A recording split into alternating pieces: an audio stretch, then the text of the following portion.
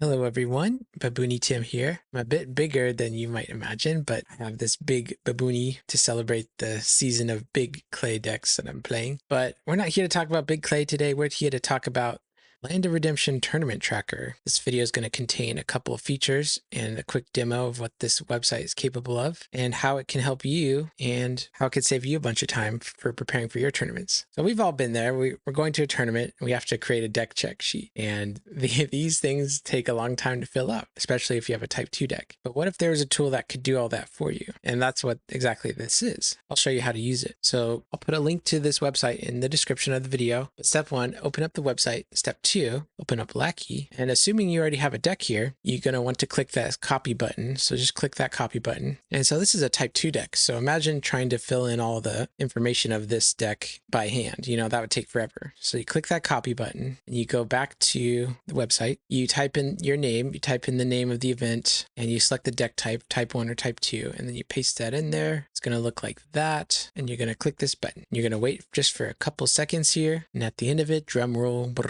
Boom, boom. It's going to create a new PDF. And so let's take a look. So here it is, Babooni Tim, Northeast Regional. And for type 2, it's really helpful. It's going to give you the good count, the evil count, neutral count. So it helps you understand if you have a valid type 2 deck or not. It's going to show you the total number of cards right there. And it's going to sort everything by category. So you got your dominance, lost souls, artifacts, curses, blah, blah, blah, blah, blah. It even has the reserve. So all you have to do when you show up for a tournament is just print this out, or some event hosts will even let you submit it electronically. So you could just maybe like email this to somebody or something, but it just really speeds up the process. Let's do another little demo really fast. Let's go back to Lackey, get my nativity herds out. And it's easy as just clicking that copy button, going back to the website, typing the name, event, and deck type, and generating the PDF. Wait a couple seconds, and boom. That's how easy it is. So this is not the main feature of this website, but it is, I feel like, the most useful and coolest one that I have worked on. This site is actually a tool that people will be able to use to host tournaments. So let's give you a quick demo of that. So there's a sign-in option. There's a sign-up authentication flow. You have to sign in to be able to use this part of the app. And here's how you use this part of the app. So it has a sidebar navigation with the list of resources of everything you might need to host a tournament. REG, the ORDR, deck building rules, hosting guides, hosting applications, signing sheets, winners forms, stuff like that. Even has a link back to the deck check PDF page. But what we care about right now is the tournaments page. So let's say we were hosting a tournament. So let's say California Redemption was reborn and we had a tournament. So I'm going to create a name, California, local, open that up.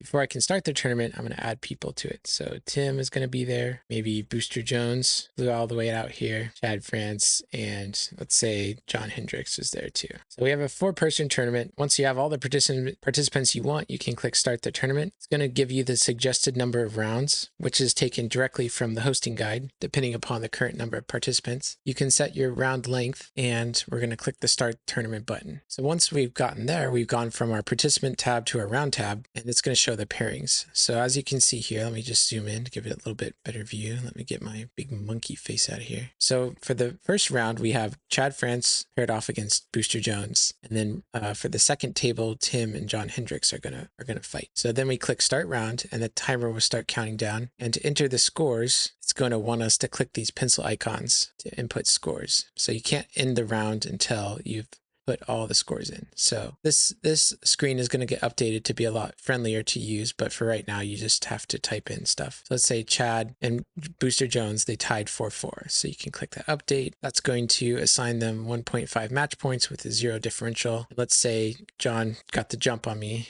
He got it 5-0. So the name John Hendricks, he's going to get 3 match points with a +5 differential, and I'm going to get 0 match points with a -5 differential. So if we end the round there, it's going to march us on to the next round here. And so it's going to pair John, who got 3 match points, against Chad, or I guess it could have randomly paired him against Booster Jones, but it chose to randomly pair him against Chad. So we're going to start that round. The timer will start counting down, and now we can enter in the match scores here. So John Hendricks is just on fire. He got it 4-3. It's going to assign him 2 match points. It's going to assign Chad 1 match point. So it keeps track of all the differentials. And let's just repeat our score in Kentucky State here, get some points on the board in the round. And once the tournament's over, you can go back to participant tab and look at the rankings. So John Hendricks, he won 5 points with 6 differential, followed by me, Chad France, and Booster Jones. And if there are problems in the score, you can manually correct the score right here. But right now, there is not currently a way to edit if there was a problem here. So I'm going to work on adding that feature to change pairings or edit scores if things are wrong. But there's also currently no support for type 2. That only lets you do up to 5 points, but that's coming very soon. And this is in public beta, so I'm expecting there's going to be some bugs and some problems, especially when it comes to doing the pairing logic. Like, it looks okay so right now, but I know there's scenarios I haven't thought about. So if you do encounter a problem, click that report a bug. You can message me on Discord or file an issue on GitHub if you know how to do that. Yeah, that's the Redemption Tournament Tracker. Let me know if you love it. Let me know if you want any cute, cool features moving on. But I got a whole host of ideas coming for this, and just wanted to share this with you guys on Easter. Hope you have a great day. Bye.